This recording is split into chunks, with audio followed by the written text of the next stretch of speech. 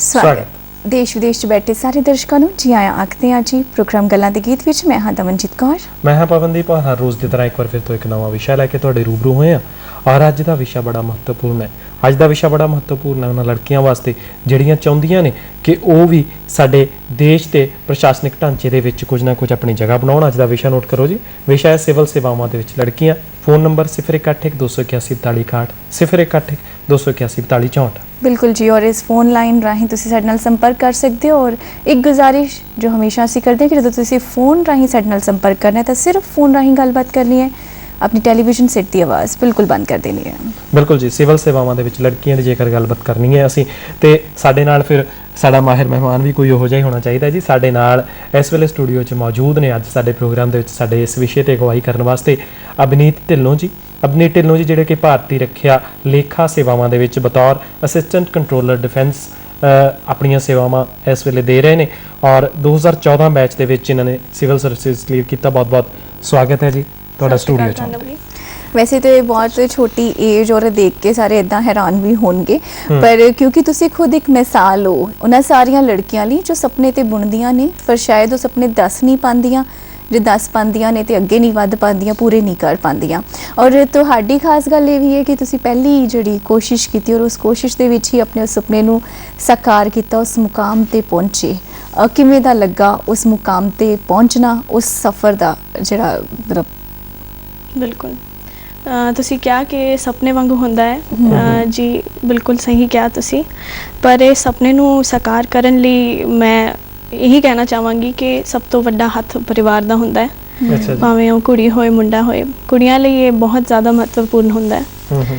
ते मैं इहदे लई वाहिगुरू दा शुकराना करना चाहनी हाँ, लेकिन उस तो बाद अपने परिवार दी सपोर्ट दा दसना चाहांगी कि इससे करके मैं आज इत्थे हाँ ते that too in the first attempt. जी जी जी जी जी। ढिल्लों साहब एक गल मैनूं जरूर दस्सिओ मैडम कि असीं थोड़ा जिहा हुण तुहाडे निजी तो आपां विषय वल आईए। सिविल सेवावां दे विच असीं लड़कियां दी गल करनी है। मौजूदा स्थिति है किन्नियां क लड़कियां जां औरतां बैठियां ने इहदे विच ते जे बैठियां ने ते किहो जिहे पੱਧਰ ते बैठियां ने? जी अगर मैं प्रशासनिक सेवावां दी गल करां ते पिछले कुछ सालां च आंकड़े कहंदे ने कि पिछले 5 सालां च 22% कुड़ियां टोटल सिलेक्शन चों सिलेक्ट होईयां ने जी। ते उस तो पहला जिहड़े आंकड़े सी वो 13% सीगे ते देखा जाए तो ये वड्डा जंप है।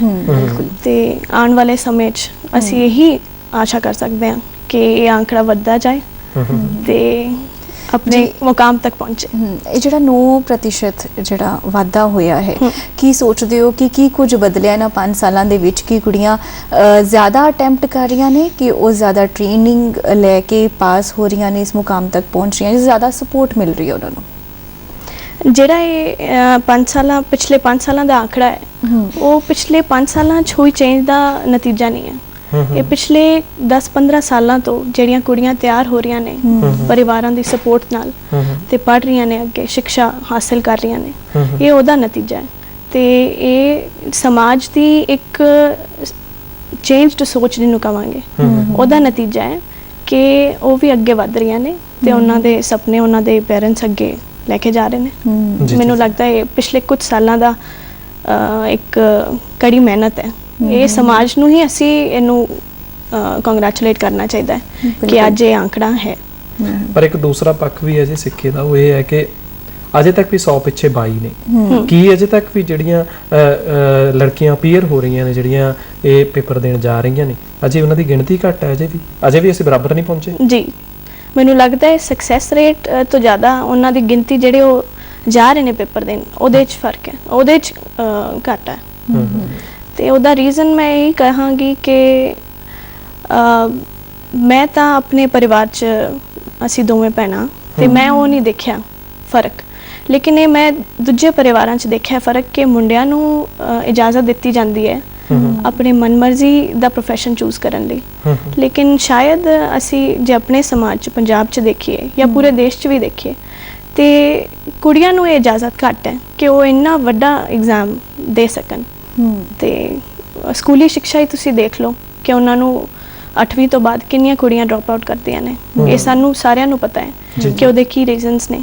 ਉਹਨਾਂ ਤੇ ਹੋਰ ਵੀ ਪ੍ਰੈਸ਼ਰਸ ਹੁੰਦੇ ਨੇ ਸਮਾਜ ਦੇ, ਤੇ ਇਸ ਕਰਕੇ ਮੈਨੂੰ ਲੱਗਦਾ ਸ਼ਾਇਦ ਮੁੰਡੇ ਨੂੰ ਲੈ ਕੇ ਮਾਂ ਅਕਸਰ ਸੁਪਨਾ ਬੰਦੀ ਹੈ ਕਿ ਵੱਡਾ ਹੋ ਕੇ ਅਫਸਰ ਬਣੇਗਾ, ਕੁੜੀ ਨੂੰ ਲੈ ਕੇ ਉਹ ਸੁਪਨਾ ਨਹੀਂ ਦੇਖਿਆ ਜਾਂਦਾ ਕਿ ਇਹ ਅਫਸਰ ਬਣੇਗੀ।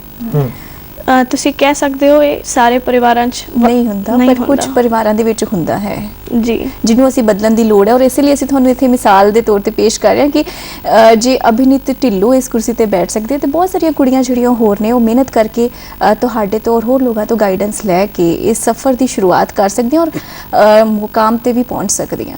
ਜੀ ਬਿਲਕੁਲ, ਤੁਹਾਡੇ ਮਾਧਿਅਮ ਤੋਂ ਮੈਂ ਕਹਿਣਾ ਚਾਹਾਂਗੀ ਕਿ ਸਾਡੇ ਪੰਜਾਬ, ਸਾਡੇ ਵਿਰਸੇ ਜਿੱਥੇ ਵੀ ਕੁੜੀਆਂ ਦੇਣਾ ਚਾਹੁੰਦੀਆਂ ਨੇ ਐਗਜ਼ਾਮ ਤੇ ਉਹਨਾਂ ਲਈ ਮੈਂ ਪੂਰਾ ਆਪਣਾ ਸਹਿਯੋਗ ਦੇਵਾਂਗੀ। ਤੁਸੀਂ ਇਹਨਾਂ ਦੇ ਮਾਧਿਅਮ ਤੋਂ ਮੈਨੂੰ ਕੰਟੈਕਟ ਕਰੋ ਤੇ ਮੈਂ ਤੁਹਾਨੂੰ ਤੁਹਾਡੀ ਪ੍ਰੈਪਰੇਸ਼ਨ ਦੇ ਦੌਰਾਨ ਜਿਹੜੀ ਵੀ ਤੁਹਾਨੂੰ ਜ਼ਰੂਰਤ ਹੈ ਬਿਲਕੁਲ ਅੱਛਾ, ਇੱਕ ਹੋਰ ਚੀਜ਼ ਮੈਂ ਇੱਥੇ ਜਾਣਾ, ਜਿਵੇਂ ਤੁਸੀਂ ਪ੍ਰੈਪਰੇਸ਼ਨ ਦੀ ਗੱਲ ਕਹੀ ਹੈ ਨਾ, ਪੇਰੈਂਟਸ ਕੀ ਡਰਦੇ ਨੇ ਕੁੜੀਆਂ ਨੂੰ ਇੰਨਾ ਪੜ੍ਹਾਉਣ ਤੋਂ, ਜਾਂ ਉਹਨਾਂ ਨੂੰ ਲੱਗਦਾ ਕਿ ਪ੍ਰੈਪਰੇਸ਼ਨ 'ਚ ਬਹੁਤ ਤਿਆਰੀ ਮਤਲਬ ਜਿਹੜੀ ਹੈ ਉਹਦੇ ਵਿੱਚ ਬਹੁਤ ਖਰਚਾ ਆਏਗਾ, ਬਹੁਤ ਸਮਾਂ ਜਾਏਗਾ, ਕਿ ਇਹ ਸਾਰੇ ਕਾਰਨ ਨੇ ਜਿਹੜੇ ਕਿ ਪੇਰੈਂਟਸ ਨੂੰ ਰੋਕਦੇ ਨੇ? ਕਿਉਂਕਿ ਬਹੁਤ ਸਾਰੇ ਵਾਰ ਇਸ ਤਰ੍ਹਾਂ ਹੁੰਦਾ ਕਿ ਗ੍ਰੈਜੂਏਸ਼ਨ ਤਾਂ ਕਰਵਾਈ ਜਾਂਦੀ ਹੈ ਪਰ ਅੱਗੋਂ ਇਹ ਟੈਸਟ ਦੇਣਾ ਇੱਥੋਂ ਤੱਕ ਸੋਚ ਨਹੀਂ ਜਾ ਪਾਉਂਦੀ ਕੁੜੀਆਂ ਲਈ। ਜੀ ਬਿਲਕੁਲ, ਬਹੁਤ ਵਧੀਆ ਤੁਸੀਂ ਇਹ ਪੁੱਛਿਆ ਕਿਉਂਕਿ ਇਹ ਮੈਂ ਦੇਖਿਆ ਹੈ ਦੂਜੀ ਕੁੜੀਆਂ ਨਾਲ ਵੀ। ਤੇ ਹਾਂ, ਪੈਸਿਆਂ ਦੀ ਗੱਲ ਮੈਂ ਨਹੀਂ ਕਹਾਂਗੀ, ਇੱਕ ਦਿਲੀ ਇੱਛਾ ਦੀ ਗੱਲ ਵੀ ਹੈ ਤੇ ਨਾਲੇ ਇਹਦਾ ਇੱਕ ਸੋਲੂਸ਼ਨ ਹੈ। ਕਿਉਂਕਿ ਪਹਿਲੇ ਜਿਹੜੀ ਕੋਚਿੰਗ ਹੁੰਦੀ ਸੀ ਉਹ ਬੜੀ ਕਾਸਟਲੀ ਹੁੰਦੀ ਸੀ ਤੇ ਹੁਣ ਜਦੋਂ ਇਹ ਇੰਟਰਨੈਟ ਦਾ ਮਾਧਿਅਮ ਹੈ ਤੇ ਕੁੜੀਆਂ, ਜਿੱਦਾਂ ਮੈਂ ਆਪਣੀ ਐਗਜ਼ਾਮਪਲ ਦੇਣਾ ਚਾਹਾਂਗੀ ਕਿ ਸੈਲਫ ਸਟੱਡੀ ਤੋਂ एग्जाम क्लियर किया जा सकता है। अच्छा जी। तो कोचिंग ज़रूरी है लेकिन एक अंदरों एक अगर मंजिल क्लियर होए ना तो फिर आप दा तैयारी भी बहुत होंदी एग्जाम क्लियर साडे एक दर्शक दी मंजिल क्लियर सी, उन्हें साडे प्रोग्राम च फोन मिलाना सी और वो पहुंच गए ने इत्थे जी। हेलो हेलो जी, स्वागत है प्रोग्राम दे विच, की कहना चाहते हो? सारी टीम सत श्री अकाल जी। सत श्री अकाल जी। मैं कमर सिंह पिंड टल्लेवाल जिला बरनाला तो बेनती कर रहा जी। मेरा सवाल है मैडम अमरीक कौर को कि मेरी बेटी है जो ने 10वीं ਦੇ ਵਿੱਚ 97% ਲੈ ਕੇ ਨੰਬਰ ਪਾਸ ਕਰੀ ਹੈ ਜੀ ਜੀ ਤੇ ਹੁਣ ਉਹ ਮੈਡੀਕਲ ਦੇ ਵਿੱਚ ਪਲੱਸ 1 ਪੜ੍ਹ ਰਹੀ ਹੈ ਮੈਰੀਟੋਰੀਅਸ ਸਕੂਲ ਦੇ ਜੀ। ਜੇਕਰ ਅਸੀਂ ਉਹਨੂੰ ਸਿਵਲ ਸੇਵਾਵਾਂ ਪ੍ਰੀਖਿਆ ਦੀ ਤਿਆਰੀ ਕਰਵਾਉਣੀ ਹੋਵੇ ਤਾਂ ਸਾਨੂੰ ਹੁਣ ਤੋਂ ਕਿਹੜਾ ਰਸਤਾ ਜਾਂ ਕਿਸ ਸੰਸਥਾ ਨਾਲ ਸੰਪਰਕ ਕਰਨਾ ਚਾਹੀਦਾ ਜੀ? ਮੇਰਾ ਇਹ ਸਵਾਲ ਹੈ। ਬੜਾ ਧੰਨਵਾਦ ਤੁਹਾਡਾ ਕਾਲ ਲੈਣ ਲਈ। ਮਿਹਰਬਾਨੀ। ਸ਼ੁਕਰੀਆ ਜੀ। ਪਹਿਲਾਂ ਤਾਂ ਮੈਂ ਬਹੁਤ ਵਧਾਈਆਂ ਦੇਣਾ ਚਾਹਾਂਗੀ ਤੁਹਾਨੂੰ, ਤੁਹਾਡੀ ਕੁੜੀ ਨੇ ਤੁਹਾਡਾ ਨਾਮ ਰੋਸ਼ਨ ਕੀਤਾ ਹੈ ਔਰ ਉਹ ਵੀ 10ਵੀਂ ਦੀ ਪ੍ਰੀਖਿਆ 'ਚ ਤੇ ਅੱਗੇ ਵੀ ਕਰੇਗੀ। ਤੇ ਜਿੱਥੋਂ ਤੱਕ ਉਹਦੀ ਫੀਲਡ ਲੈਣ ਦਾ ਸਵਾਲ ਹੈ, ਪਹਿਲਾਂ ਇਹ ਸਵਾਲ ਉਹਦੇ ਤੋਂ ਪੁੱਛਿਆ ਜਾਵੇ ਕਿ ਉਹਨੂੰ ਕਿਹੜੀ ਫੀਲਡ ਚਾਹੀਦੀ ਹੈ। ਤੇ ਇਹਨਾਂ ਦੱਸਿਆ ਕਿ ਉਹ ਮੈਡੀਕਲ ਦੇ ਵਿੱਚ ਵੈਸੇ ਪੜ੍ਹਾਈ ਕਰ ਰਹੀ ਹੈ ਤੇ ਜੇ ਉਹ ਇਹ ਚਾਹੁੰਦੇ ਨੇ ਕਿ ਉਹ ਮੈਡੀਕਲ ਦੀ ਫੀਲਡ ਕੰਟੀਨਿਊ ਕਰਕੇ ਅੱਗੇ ਕੋਈ ਵੀ ਮੈਡੀਕਲ ਰਿਲੇਟਡ ਗ੍ਰੈਜੂਏਸ਼ਨ ਕਰਨਾ ਚਾਹੁੰਦੇ ਨੇ, ਭਾਵੇਂ ਉਹ MBBS ਹੋਏ, BDS ਹੋਏ, ਬਾਇਓਟੈਕਨੋਲੋਜੀ, ਫਾਰਮੇਸੀ, ਜਿਹੜਾ ਵੀ ਕਰਨਾ ਚਾਹੁੰਦੇ ਨੇ, ਉਸ ਤੋਂ ਬਾਅਦ ਗ੍ਰੈਜੂਏਸ਼ਨ ਤੋਂ ਬਾਅਦ ਤੁਹਾਡੇ ਦੁਆਰ ਖੁੱਲੇ ਨੇ ਸਿਵਲ ਸੇਵਾ ਦੀ ਐਗਜ਼ਾਮ ਦੇਣ ਲਈ, ਕਿਉਂਕਿ ਗ੍ਰੈਜੂਏਸ਼ਨ ਹੀ ਇਹਦਾ ਮਿਨੀਮਮ ਕੁਆਲੀਫਿਕੇਸ਼ਨ ਹੈ। ਤੇ ਕੀ ਇਹਦੇ ਵਿੱਚ ਸਬਜੈਕਟਸ ਦਾ ਵੀ ਕੁਝ ਹੁੰਦਾ ਹੈ ਕਿ ਇਹੀ ਸਬਜੈਕਟਸ ਹੋਣੇ ਚਾਹੀਦੇ ਗ੍ਰੈਜੂਏਸ਼ਨ ਵਿੱਚ, ਜਾਂ ਕਿਸੇ ਵੀ ਸਬਜੈਕਟਸ ਦੇ ਵਿੱਚ ਗ੍ਰੈਜੂਏਸ਼ਨ ਕੀਤੀ ਹੋਵੇ ਤਾਂ ਤੁਸੀਂ ਟੈਸਟ ਦੇ ਸਕਦੇ ਹੋ? ਕਿਸੇ ਵੀ ਸਬਜੈਕਟ 'ਚ ਗ੍ਰੈਜੂਏਸ਼ਨ ਕੀਤੀ ਹੋਏ ਤੇ ਉਹ ਸਬਜੈਕਟ ਜਿਹੜਾ ਗ੍ਰੈਜੂਏਸ਼ਨ ਦਾ ਹੈ ਉਹ ਤੁਹਾਡਾ ਮਦਦ ਬਣ ਜਾਂਦੀ ਹੈ ਜੇ ਉਹੀ ਸਬਜੈਕਟ ਤੁਹਾਡੇ ਆਪਸ਼ਨਲ ਪੇਪਰ ਦੇ ਵਿੱਚ। ਤੇ ਮੈਡੀਸਨ ਦਾ ਸਬਜੈਕਟ ਹੈ ਤੇ ਅਗਰ ਉਹ ਮੈਡੀਕਲ ਕਰਦੀ ਹੈ, ਅੱਗੇ ਡਾਕਟਰ ਬਣਦੀ ਹੈ ਤੇ ਉਹ ਮੈਡੀਸਨ ਦਾ ਆਪਸ਼ਨਲ ਲੈ ਕੇ ਕਰ ਸਕਦੀ ਹੈ, ਨਾਲੇ ਕੋਈ ਹੋਰ ਵੀ ਆਪਸ਼ਨਲ ਲੈ ਸਕਦੀ ਹੈ। ਹੋਰ ਬੜਾ ਮਹੱਤਵਪੂਰਨ ਥੋੜਾ ਜਿਹਾ ਸਵਾਲ ਉੱਠਿਆ ਮੇਰੇ ਦਿਲ ਦੇ ਵਿੱਚ ਜਦੋਂ ਇਹਨਾਂ ਨੇ ਸਾਨੂੰ ਕਾਲ ਕੀਤੀ ਔਰ ਇਹਨਾਂ ਨੇ ਆਖਿਆ ਕਿ ਬੇਟੀ ਸਾਡੀ ਪੜ੍ਹਦੀ ਹੈ ਔਰ ਅਸੀਂ ਜੇ ਉਹਨੂੰ ਹੁਣ ਬਣਾਉਣਾ ਚਾਹੁੰਦੇ ਇੱਧਰ ਸਿਵਲ ਸੇਵਾਵਾਂ ਵੱਲ ਭੇਜਣਾ ਚਾਹੁੰਦੇ ਤਾਂ ਇੱਕ ਸਾਡੇ ਸਮਾਜ ਦੇ ਵਿੱਚ ਅਕਸਰ ਇਹ ਚੱਲਦਾ ਹੈ ਕਿ ਸੁਪਨੇ ਵੈਸੇ ਤਾਂ ਮੁੰਡਿਆਂ ਨਾਲ ਵੀ ਬਹੁਤ ਵਾਰ ਹੋ ਜਾਂਦਾ ਹੈ ਪਰ ਕੁੜੀਆਂ ਨਾਲ ਖਾਸ ਤੌਰ ਤੇ ਹੁੰਦਾ ਹੈ ਕਿ ਸੁਪਨੇ ਮਾਪੇ ਹੀ ਦੇ ਦਿੰਦੇ ਨੇ ਕਿ ਤੂੰ ਇਹ ਬਣਨਾ, ਤੂੰ ਇਹ ਬਣਨਾ, ਤੂੰ ਆਹ ਬਣਨਾ। ਇਹ ਕਿੰਨਾ ਕੁ ਜ਼ਰੂਰੀ ਹੈ? ਕੋਈ ਕੁੜੀ ਕਿੱਦਾਂ ਪਛਾਣ ਸਕਦੀ ਹੈ ਆਪਣੀ ਲਿਆਕਤ ਨੂੰ, ਆਪਣੀ ਪ੍ਰਤਿਭਾ ਨੂੰ? ਉਹ ਕਿਹੜੇ ਪੱਧਰ ਤੇ ਆ ਕੇ ਖੁਦ ਇਹ ਫੈਸਲਾ ਕਰ ਸਕਦੀ ਹੈ ਕਿ ਖਿੱਤਾ ਮੇਰੇ ਵਾਸਤੇ ਹੈ, ਮੈਂ ਇੱਧਰ ਜਾਣਾ ਹੈ ਜਾਂ ਨਹੀਂ ਜਾਣਾ? ਹਾਂਜੀ ਬਿਲਕੁਲ, ਇਹ ਬਹੁਤ ਹੀ ਵਧੀਆ ਤੁਸੀਂ ਇਹ ਸਵਾਲ ਪੁੱਛਿਆ ਹੈ ਕਿ ਆਪਣੇ ਦਿਲ ਦੀ ਸੁਣਨ ਦੀ ਇਜਾਜ਼ਤ ਹੈ ਕਿ ਨਹੀਂ ਹੈ। ਆਈ ਐਮ ਸ਼ੋਰ ਪੇਰੈਂਟਸ ਵੀ ਇਹਦੇ 'ਚ ਮਦਦ ਕਰਦੇ ਨੇ, ਉਹ ਦੇਖਦੇ ਨੇ ਬੱਚਾ ਕਿਹੜੇ ਸਬਜੈਕਟ 'ਚ ਕਿੰਨੇ ਨੰਬਰ ਲੈ ਰਿਹਾ ਹੈ ਤੇ ਉਹਨੂੰ ਕਿਹੜੀ ਉਹ ਫੀਲਡ 'ਚ ਮਦਦ ਕਰਦੇ ਨੇ ਤੁਹਾਨੂੰ ਚੂਜ਼ ਕਰਨ ਲਈ। ਲੇਕਿਨ ਅੱਗੇ ਅਸਲ ਫੈਸਲਾ ਆਪਣਾ ਹੁੰਦਾ ਹੈ।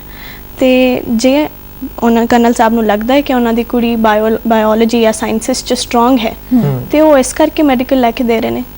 ਜੇ ਉਹ ਹਿਊਮੈਨਿਟੀਜ਼ ਆਰਟਸ 'ਚ ਸਟਰੋਂਗ ਹੈ, ਜੇ ਉਹਦਾ economic bent of mind commerce 'ਚ ਸਟਰੋਂਗ ਹੈ, ਉਹਦੇ ਹਿਸਾਬ ਨਾਲ ਹੀ ਸਟਰੀਮ ਚੂਜ਼ ਕਰ ਸਕਦੇ ਨੇ ਤੇ ਅੱਗੇ ਲਈ ਵੀ ਉਹਨੂੰ ਕਾਈਂਡ ਆਫ ਈਜ਼ੀ ਹੋ ਜਾਏਗਾ ਕਿ ਉਹ ਐਗਜ਼ਾਮ ਲਿਖ ਸਕੇ, ਕਿਉਂਕਿ ਉਹ ਆਪਣੀ ਹੀ ਚੋਜ਼ਨ ਫੀਲਡ 'ਚ ਉਹਨੇ ਗ੍ਰੈਜੂਏਸ਼ਨ ਕੀਤੀ ਹੋਏਗੀ ਤੇ ਸਫਲਤਾ ਦੇ ਚਾਂਸਸ ਹੋਰ ਜ਼ਿਆਦਾ ਹੋਣਗੇ। ਜੀ ਇੱਕ ਚੀਜ਼ ਵੈਸੇ ਤਾਂ ਹਰ ਇੱਕ ਕਿੱਤੇ ਲਈ, ਹਰ ਇੱਕ ਤੁਸੀਂ ਕੋਈ ਮੁਕਾਮ ਹਾਸਿਲ ਕਰਨਾ ਹੈ, ਘਰਦਿਆਂ ਦੀ ਸਪੋਰਟ ਬਹੁਤ ਜ਼ਰੂਰੀ ਹੈ ਨਾ। ਤੁਸੀਂ ਪਰ ਇਹਦੇ ਵਿੱਚ ਸਭ ਤੋਂ ਪਹਿਲਾਂ ਹੀ ਮੈਂਸ਼ਨ ਕੀਤਾ ਕਿ ਘਰਦਿਆਂ ਦੀ ਸਪੋਰਟ ਇਸ ਦੇ ਲਈ ਬਹੁਤ ਜ਼ਰੂਰੀ ਹੈ। ਉਹ ਜਾਣਨਾ ਚਾਹਾਂਗੇ ਵੀ ਤੁਸੀਂ ਕਿਉਂ ਕਿਹਾ? ਮੈਂ ਇਸ ਕਰਕੇ ਇਹ ਕਿਹਾ ਹੈ ਕਿਉਂਕਿ ਜਦੋਂ ਵੀ ਮੈਂ ਜਿੰਨੇ ਸਾਲ ਵੀ ਮੈਂ ਪ੍ਰਿਪਰੇਸ਼ਨ ਕੀਤੀ ਹੈ, ਮੈਂ ਗ੍ਰੈਜੂਏਸ਼ਨ ਤੋਂ ਹੀ ਸ਼ੁਰੂ ਕੀਤੀ ਸੀ ਆਪਣੀ ਪ੍ਰਿਪਰੇਸ਼ਨ ਤੇ ਮੈਂ ਦੇਖਿਆ ਸੀ ਕਿ ਆਪਣਾ ਘਰ ਦਾ ਮਾਹੌਲ ਮੇਰੇ ਐਗਜ਼ਾਮ ਦੇ ਸ਼ਡਿਊਲ ਨਾਲ ਬਦਲ ਜਾਂਦਾ ਸੀ। ਜੇ ਮੇਰਾ ਐਗਜ਼ਾਮ ਖਤਮ ਹੈ ਤਾਂ ਘਰ 'ਚ ਇੱਕਦਮ ਸੈਲੀਬ੍ਰੇਸ਼ਨ ਹੋ ਜਾਣੀ ਹੈ।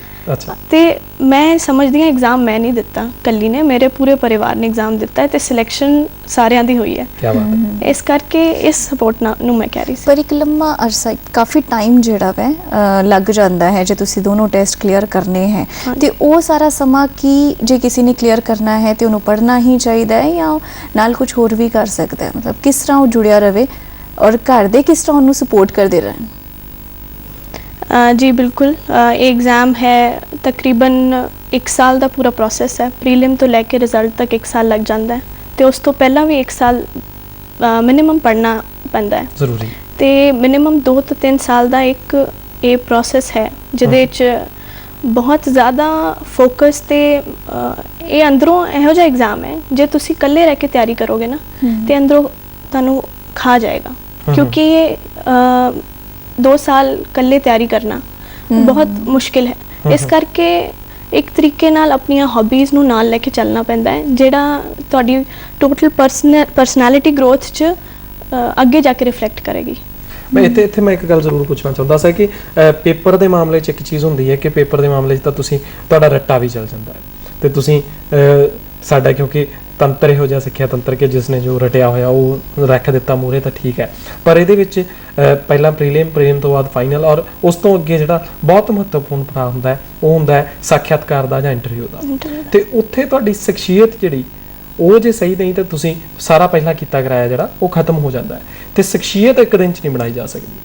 ਸੋ ਇੱਥੇ ਮਾਪਿਆਂ ਵਾਸਤੇ ਵੀ ਜ਼ਰੂਰੀ ਹੈ, ਉਹਨਾਂ ਬੱਚਿਆਂ ਵਾਸਤੇ ਵੀ ਜ਼ਰੂਰੀ ਨੇ ਜਿਹੜੇ ਅਜੇ ਆਪਣੀ ਸਕੂਲਿੰਗ ਦੇ ਆਖਰੀ ਪੜਾਅ ਤੇ ਨੇ ਕਿ ਜੇਕਰ ਹੁਣ ਤੋਂ ਤੁਸੀਂ ਜਾਣਾ ਚਾਹੁੰਦੇ ਤਾਂ ਆਪਣੀ ਸ਼ਖਸੀਅਤ ਉਸਾਰੀ ਕਿਸ ਤਰ੍ਹਾਂ ਕਰਨੀ ਹੈ, ਇਹ ਜ਼ਰੂਰ ਦੱਸਿਓ। ਬਿਲਕੁਲ ਤੁਸੀਂ ਸਹੀ ਕਿਹਾ, ਭਾਵੇਂ ਉਹ ਸਕੂਲ 'ਚ ਹੋਏ, ਸਿਰਫ ਐਗਜ਼ਾਮ ਦੇ ਉੱਤੇ ਐਗਜ਼ਾਮ ਦੇ ਮਾਰਕਸ ਲੈਣ 'ਚ ਕੁਝ ਨਹੀਂ ਰੱਖਿਆ ਮੈਨੂੰ ਲੱਗਦਾ ਹੈ ਤੇ ਉਹ ਪੂਰੀ ਸ਼ਖਸੀਅਤ ਬਣਾਉਂਦੀ ਹੈ ਤੁਹਾਨੂੰ, ਤੁਹਾਡੇ ਪੇਰੈਂਟਸ, ਤੁਹਾਡੀਆਂ ਹੋਰ ਹੌਬੀਜ਼, ਤੁਸੀਂ ਸਪੋਰਟਸ। ਇਨਫੈਕਟ ਮੈਨੂੰ ਲੱਗਦਾ ਹੈ ਕਿ ਇੱਕ ਸਪੋਰਟਸ ਇੱਕ ਇਹੋ ਜਿਹੀ ਚੀਜ਼ ਹੈ ਜਿਹੜਾ ਪੂਰੀ ਪਰਸਨੈਲਿਟੀ ਬਣਾਉਂਦੀ ਹੈ, ਤਾਂ ਸਾਰਿਆਂ ਨੂੰ ਐਟਲੀਸਟ ਇੱਕ ਸਪੋਰਟ ਤਾਂ ਪਿਕ ਕਰਨੀ ਚਾਹੀਦੀ ਹੈ ਜਿਹੜੇ ਤੁਹਾਡੇ ਫਿਜ਼ੀਕਲ ਬਾਡੀ ਨੂੰ ਵੀ ਫਿਟ ਰੱਖੇ ਤਾਂ ਤੁਹਾਡਾ ਮਾਈਂਡ ਵੀ ਬੈਲੈਂਸਡ ਰਹੇ ਤੇ ਐਗਜ਼ਾਮ ਲਈ ਬਹੁਤ ਇੰਪੋਰਟੈਂਟ ਹੈ, ਅੱਗੇ ਜਾ ਕੇ ਵੀ ਪਰਸਨੈਲਿਟੀ ਟੈਸਟ 'ਚ ਬਹੁਤ ਕੰਮ ਆਉਂਦਾ ਹੈ। ਪਰ ਇੱਕ ਚੀਜ਼ ਇਹਦਾ ਦੂਸਰਾ ਪਹਿਲੂ ਇਹ ਹੈ ਕਿਉਂਕਿ ਜੋ ਪਹਿਲਾਂ ਤਾਂ 2 ਸਾਲ ਮੈਨੂੰ ਐਗਜ਼ਾਮਸ ਹੀ ਦੇਣੇ ਪੈਣੇ ਤੇ ਫਿਰ ਘਰਦਿਆਂ ਨੇ ਕਹਿਣਾ ਕਿ ਬੇਟਾ ਤੂੰ ਸਿਰਫ ਪੜ੍ਹਦਾ ਹੀ ਰਹਿ ਔਰ ਉਹੀ ਟਾਈਮ ਜਿਹੜਾ ਕਿਤਾਬਾਂ 'ਚ ਨਿਕਾਲ ਦੇਣਾ। ਕੀ ਸਿਰਫ ਕਿਤਾਬੀ ਗਿਆਨ ਜਿਹੜਾ ਉਹ ਕਾਫੀ ਹੈ ਇਸ ਟੈਸਟ ਨੂੰ ਕਲੀਅਰ ਕਰਨ ਦੇ ਵਿੱਚ? ਜੀ ਨਹੀਂ, ਬਿਲਕੁਲ ਵੀ ਨਹੀਂ, ਕਿਉਂਕਿ ਮੈਂ ਆਪਣਾ ਪਰਸਨਲ ਐਕਸਪੀਰੀਅੰਸ ਵੀ ਇਹਦੇ ਨਾਲ ਸ਼ੇਅਰ ਕਰ ਸਕਦੀ ਹਾਂ। 2 ਸਾਲਾਂ 'ਚ ਆਪਣਾ ਇਹੋ ਜਿਹਾ ਸ਼ਡਿਊਲ ਬਣਾਉਣਾ ਪੈਂਦਾ ਹੈ ਕਿ ਤੁਸੀਂ ਉਸੇ ਮੋਮੈਂਟਮ ਨਾਲ, ਉਸੇ ਸਪੀਡ ਨਾਲ ਤੁਸੀਂ ਚੱਲਦੇ ਰਹੋ ਤੇ ਉਹ ਤਾਂ ਹੀ ਪੋਸੀਬਲ ਹੋ ਸਕਦਾ ਹੈ ਜੇ ਤੁਹਾਡਾ ਡਿਸਪਲਿਨ ਰੂਟੀਨ ਹੋਏ, ਸਵੇਰ ਦਾ ਅਲੱਗ, ਸ਼ਾਮ ਦਾ ਅਲੱਗ। ਸੋ ਮੈਂ ਰਨਿੰਗ ਲਈ ਜਾਂਦੀ ਹੁੰਦੀ ਸੀ ਸ਼ਾਮ ਨੂੰ, ਸਾਈਕਲਿੰਗ ਮੇਰੀ ਹੌਬੀ ਹੈ ਤੇ ਮੈਂ ਸਾਈਕਲਿੰਗ ਕਰਦੀ ਹੁੰਦੀ ਸੀ ਐਂਡ ਹੋਰ ਵੀ ਮੇਰੀਆਂ ਹੌਬੀਜ਼ ਨੇ, singing is my hobby and ਤੇ ਉਹਨਾਂ ਨੂੰ ਜੇ ਤੁਸੀਂ ਜੀਵਿਤ ਰੱਖੋਗੇ ਨਾ ਤੇ ਅੰਦਰੋਂ ਹਮੇਸ਼ਾ ਦੁਬਾਰਾ ਜਦੋਂ ਟੇਬਲ ਤੇ ਜਾ ਕੇ ਬੈਠੋਗੇ ਤਾਂ ਇੱਕਦਮ ਰਿਫਰੈਸ਼ਡ ਹੋਗੇ, ਤਾਂ ਦਿਮਾਗ ਜਦੋਂ ਰਿਫਰੈਸ਼ਡ ਹੈ ਤੇ ਫਿਰ ਵਧੀਆ ਪੜ੍ਹਾਈ ਹੁੰਦੀ ਹੈ। ਇੱਥੇ ਤੁਸੀਂ ਇਸ਼ਾਰਾ ਕੀਤਾ ਹੈ ਕਿ ਸਿੰਗਿੰਗ ਮੇਰੀ ਹੌਬੀ ਹੈ, ਇਹਨੂੰ ਅਜੇ ਤੱਕ ਵੀ ਜੀਵਿਤ ਰੱਖਿਆ ਹੋਇਆ ਨਾਲ? ਜੀ ਇਹ ਮੇਰੀ ਫੈਮਿਲੀ ਚ ਰਨ ਕਰਦਾ ਹੈ ਅੱਛਾ ਅੱਛਾ ਜੀ। ਤੇ ਮੇਰੇ ਸਾਡੇ ਪੈਰ ਸਟੂਡੀਓ 'ਚ ਰਨ ਕਰੇਗਾ? ਥੋੜੀ ਦੇਰ ਬਾਅਦ ਕਰ ਲੈਂਦੇ ਹਾਂ। ਚਲੋ ਥੋੜਾ ਸਮਾਂ ਦਿੰਨੇ ਤੁਹਾਨੂੰ ਹਾਂਜੀ। ਤਿਆਰੀ ਵਾਸਤੇ ਹਮ, ਜੀ। ਇੱਕ ਗੱਲ ਹੋਰ, ਤੁਸੀਂ ਜਿਸ ਤਰ੍ਹਾਂ ਦੱਸਿਆ ਕਿ ਤੁਹਾਨੂੰ ਆਪਣਾ ਪੂਰਾ ਰੂਟੀਨ ਸੈੱਟ ਕਰਨਾ ਪੈਂਦਾ ਹੈ। ਹਾਂਜੀ ਤੇ ਅਕਸਰ ਕਿਹਾ ਜਾਂਦਾ ਵੈਸੇ ਵੀ ਕਿ ਪ੍ਰਸ਼ਾਸਨਿਕ ਸੇਵਾਵਾਂ ਦੀ ਤਿਆਰੀ ਜਿਹੜੀ ਹੈ ਇਹਦੇ ਵਿੱਚ ਤੁਸੀਂ ਆਪਣੀ ਪੂਰੀ ਮਨੋਵਿਰਤੀ ਬਦਲਣੀ ਹੁੰਦੀ ਹੈ, ਪੂਰੇ ਆਪਣੇ ਦਿਨ ਦੇ ਕੰਮ ਬਦਲਣੇ ਹੁੰਦੇ ਆ। ਇੱਕ ਤਰ੍ਹਾਂ ਦੇ ਨਾਲ ਇਹ ਸਿਰਫ ਇੱਕ ਪੇਪਰ ਦੀ ਤਿਆਰੀ ਨਹੀਂ, ਇੱਕ ਪੂਰੇ ਦੀ ਪੂਰੀ ਜੀਵਨ ਜਾਂਚ ਦੀ ਤਿਆਰੀ ਹੋ ਜਾਂਦੀ ਹੈ। ਹਾਂਜੀ ਕਿੰਨਾ ਕੁ ਮਹੱਤਵਪੂਰਨ ਹੈ ਤੇ ਉਸ ਜੀਵਨ ਜਾਂਚ ਨੂੰ ਬਦਲਣ ਚ ਕੌਣ-ਕੌਣ ਸਹਾਈ ਹੋ ਸਕਦਾ ਹੈ ਫਿਰ? ਜੇ ਤੁਸੀਂ ਇਹ ਐਗਜ਼ਾਮ ਦੀ ਤਿਆਰੀ ਦੀ ਗੱਲ ਕਰਦੇ ਹੋ ਤਾਂ ਮੈਂ ਉਸ ਤੋਂ ਬਾਅਦ ਅੱਗੇ ਜਾ ਕੇ ਸਿਲੈਕਸ਼ਨ ਤੋਂ ਬਾਅਦ ਜਿਹੜੀ ਟ੍ਰੇਨਿੰਗ ਹੁੰਦੀ ਹੈ ਉਹਦੀ ਗੱਲ ਕਰਨਾ ਚਾਹਾਂਗੀ ਕਿ ਉਹ ਕਿੱਦਾਂ ਤੁਹਾਨੂੰ ਬਦਲਦਾ ਹੈ। ਜੀ। ਇਹ ਜਿਹੜੀਆਂ ਸਿਵਲ ਸੇਵਾਵਾਂ 'ਚ ਸਾਰੀਆਂ ਸੇਵਾਵਾਂ ਨੇ, ਚਾਹੇ ਉਹ ਪ੍ਰਸ਼ਾਸਨਿਕ ਸੇਵਾ ਹੋਏ, ਪੁਲਿਸ ਸੇਵਾ ਹੋਏ ਤੇ ਭਾਵੇਂ ਭਾਰਤੀ ਰੱਖਿਆ ਲੇਖਾ ਸੇਵਾ ਹੋਏ, ਤੇ ਇਹਦੇ 'ਚ ਹਰ ਕਿਸਮ ਦੀ ਅਲੱਗ-ਅਲੱਗ ਟ੍ਰੇਨਿੰਗ ਦਿੱਤੀ ਜਾਂਦੀ ਹੈ ਤੁਹਾਨੂੰ ਕਿ ਤੁਸੀਂ ਆਪਣੇ ਉਸੇ ਕੰਮ 'ਚ ਨਿਪੁੰਨ ਹੋ ਸਕੋ। ਤੇ ਉਹ ਤੁਹਾਡੇ that's a life changing process. ਉਹ 1.5 ਸਾਲ ਜਿਹੜਾ ਤੁਹਾਨੂੰ ਟ੍ਰੇਨ ਕਰਦੇ ਨੇ, ਉਹ ਤੁਹਾਨੂੰ ਇਹ ਅਹਿਸਾਸ ਦਿਲਾਉਂਦੇ ਨੇ ਕਿ ਤੁਸੀਂ ਇਸ ਦੇਸ਼ ਲਈ ਤੇ ਇਸ ਸਮਾਜ ਲਈ ਤੁਸੀਂ ਕਿਹੜਾ ਰੋਲ ਅਦਾ ਕਰਨਾ ਹੈ। ਜੀ। ਤੇ ਉਹ ਟ੍ਰੇਨਿੰਗ ਬਹੁਤ ਮਹੱਤਵਪੂਰਨ ਹੈ, ਤੁਹਾਨੂੰ ਪੂਰੇ ਤਰ੍ਹਾਂ ਬਦਲ ਦਿੰਦਾ ਹੈ। ਤੇ ਮੈਨੂੰ ਲੱਗਦਾ ਹੈ ਕਿ 1.5 ਸਾਲਾਂ 'ਚ ਜਦੋਂ ਹੁਣ ਮੈਂ ਚੰਡੀਗੜ੍ਹ 'ਚ ਪੋਸਟਡ ਆਈ ਹਾਂ, ਮੈਂ I am a changed person. ਇੱਕ ਵੱਖਰਾ ਇਨਸਾਨ, ਇੱਕ ਵੱਖਰੀ yes। ਸ਼ਖਸੀਅਤ। ਉਹ ਟ੍ਰੇਨਿੰਗ ਕਰਕੇ ਹੀ ਪੋਸੀਬਲ ਹੋ ਪਾਇਆ। ਔਰ ਲੜਕੀਆਂ ਦੀ ਜੇ ਅਸੀਂ ਗੱਲ ਕਰੀਏ ਇਸ ਫੀਲਡ ਦੇ ਵਿੱਚ, ਤਾਂ ਲੜਕੀਆਂ ਦਾ ਜਿਹੜਾ ਆਣਾ ਹੈ ਕਿੰਨਾ ਕੁ ਸੌਖਾ ਹੈ, ਇਸ ਬਾਰੇ ਜਾਣਾਂਗੇ। ਪਹਿਲੇ ਇੱਕ ਦਰਸ਼ਕ ਜਿਹੜੇ ਹੈ ਉਹ ਸਾਡੇ ਕੋਲ ਪਹੁੰਚ ਚੁੱਕੇ ਹੈ, ਉਹਨਾਂ ਦਾ ਸਵਾਲ ਲੈ ਲੈਂਦੇ ਹਾਂ। ਹੈਲੋ ਜੀ, ਸਵਾਗਤ ਹੈ ਗੱਲਾਂ ਦੇ ਗੀਤ ਵਿੱਚ। ਹਾਂਜੀ ਹਾਂਜੀ ਸਰ, ਮੈਂ ਥੱਲੇ ਤੋਂ ਅਮਨਦੀਪ ਕੌਰ ਬੋਲ ਰਹੀ ਹਾਂ। ਜੀ ਅਮਨਦੀਪ ਜੀ, ਆਪਣਾ ਸਵਾਲ ਪੁੱਛੋ। ਹਾਂਜੀ, ਮੇਰੀ ਬੇਟੀ ਨਾ ਆਰਟਸ ਵਿਦ ਮੈਥ ਕਰ ਰਹੀ ਹੈ ਹੂੰ ਹੂੰ। ਤੇ ਉਹ ਹਾਂਜੀ ਉਹ ਅੱਗੇ ਮਤਲਬ ਕਹਿੰਦੀ ਹੈ ਬੀਐਸਸੀ ਮੈਥ ਕਰਨਾ ਹੈ ਉਹਨੇ, ਤੇ ਇਹਦੇ ਵਿੱਚ ਆਈਏਐਸ ਲਈ ਉਹ ਠੀਕ ਹੈ ਉਹਦੇ ਸਬਜੈਕਟ ਤੇ ਤਿਆਰੀ ਕਿਵੇਂ ਕਰੇ ਉਹ ਜੀ। ਆਈਏਐਸ ਦੀ? ਬਹੁਤ ਸ਼ੁਕਰੀਆ ਜੀ। ਉਹ ਬੀਐਸਸੀ ਮੈਥਸ ਹਾਂਜੀ, ਬੀਐਸਸੀ ਮੈਥਸ BSc ਕਰਨਾ maths। ਚਾਹੁੰਦੀ ਹੈ। ਬਿਲਕੁਲ। ਇਹ ਗ੍ਰੈਜੂਏਸ਼ਨ ਸਬਜੈਕਟ, ਇਹ ਆਪਸ਼ਨਲ ਸਬਜੈਕਟ ਵੀ ਅਵੇਲੇਬਲ ਹੈ ਮੈਥਮੈਟਿਕਸ ਦਾ, ਤੇ ਉਹ ਇਸ ਸਬਜੈਕਟ ਨੂੰ ਵੀ ਲੈ ਸਕਦੇ ਨੇ ਐਗਜ਼ਾਮ 'ਚ। ਤੇ ਅੱਗੇ ਜਿਹੜਾ ਉਹ ਮੈਥਸ ਕਰਨਾ ਚਾਹੁੰਦੇ ਨੇ, ਇਹਦੇ ਲਈ ਉਹਨਾਂ ਨੂੰ ਪਹਿਲੇ ਹੀ ਵਧਾਈਆਂ, ਤੇ ਉਹ ਕਰਨ ਗ੍ਰੈਜੂਏਸ਼ਨ ਤੇ ਉਸ ਤੋਂ ਬਾਅਦ ਐਗਜ਼ਾਮ ਦੀ ਤਿਆਰੀ ਕਰਨ, ਤੇ ਉਹਨਾਂ ਲਈ ਆਪਸ਼ਨਲ ਵੀ ਇਹ ਵਧੀਆ ਰਹੇਗਾ। ਤੇ ਜੇ ਉਹ ਕੰਬੀਨੇਸ਼ਨ ਸਹੀ ਹੈ। ਹਾਂ, ਕੰਬੀਨੇਸ਼ਨ ਸਹੀ ਹੈ ਤੇ ਈਵਨ ਇਹ ਕਰਕੇ ਵੀ ਉਸ ਤੋਂ ਬਾਅਦ ਵੀ ਕੋਈ ਵੀ ਸਬਜੈਕਟ ਲਿਆ ਜਾ ਸਕਦਾ ਹੈ। ਗ੍ਰੈਜੂਏਸ਼ਨ ਇੱਕ ਅੱਛਾ, ਇਹ ਜ਼ਰੂਰੀ ਨਹੀਂ ਹੈ ਕਿ ਤੁਸੀਂ ਜਿਹੜਾ ਵੀ ਗ੍ਰੈਜੂਏਸ਼ਨ ਦੇ ਵਿੱਚ ਵਿਸ਼ਾ ਲਿਆ ਉਸੇ ਵਿਸ਼ੇ ਦੇ ਵਿੱਚ ਦੇਣਾ ਹੁੰਦਾ ਪੇਪਰ, ਜਾਂ ਬਾਅਦ ਵਿੱਚ ਬਦਲ ਲਓ ਬੇਸ਼ੱਕ? ਹਾਂਜੀ ਬਿਲਕੁਲ। ਮੈਂ ਖੁਦ ਇੱਕ ਇੰਜੀਨੀਅਰ ਹਾਂ, ਇਲੈਕਟ੍ਰੋਨਿਕਸ ਐਂਡ ਕਮਿਊਨੀਕੇਸ਼ਨ ਇੰਜੀਨੀਅਰ, ਤੇ ਮੈਂ ਆਪਸ਼ਨਲ ਲਿਆ ਸੀ ਜੀਓਗ੍ਰਾਫੀ।